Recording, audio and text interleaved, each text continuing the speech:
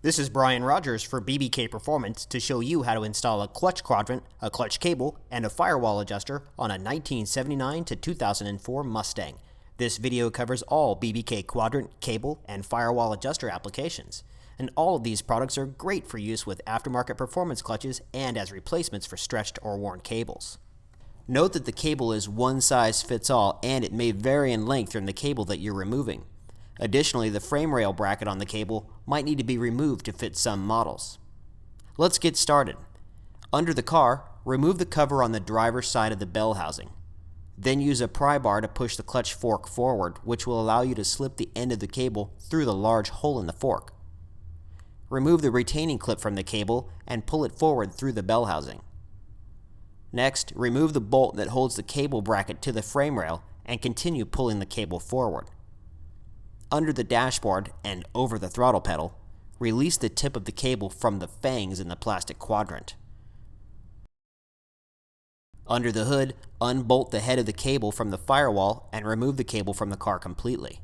If you're not installing a BBK firewall adjuster, simply place the head of the new BBK cable against the firewall and secure it using the original hardware. If you're installing a firewall adjuster, begin by threading the two portions together as shown. Then bolt the assembly to the firewall using the original hardware.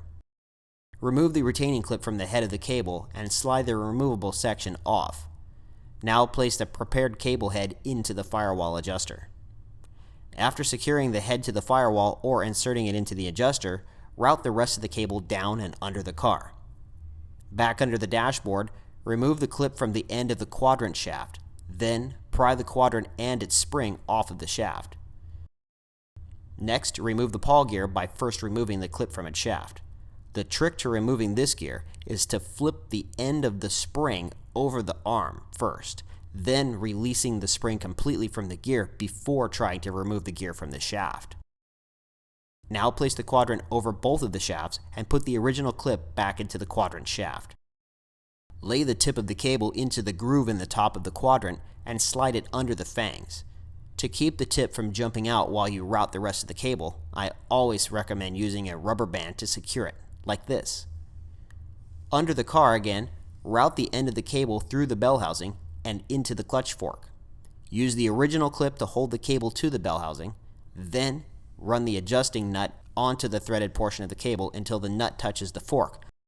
The next step is to adjust the cable. To do this, you'll need to start the car and put it into first gear. Slowly release the clutch pedal until the clutch starts to engage and the car starts to feel like it's moving forward. This should happen about 3 inches off of the floor as you release the pedal. Adjust the cable and with it adjusted properly, tighten the lock nut against the back of the adjusting nut and reinstall the cover. And if you've installed the firewall adjuster, you can use it to easily fine-tune where the clutch engages from this point forward.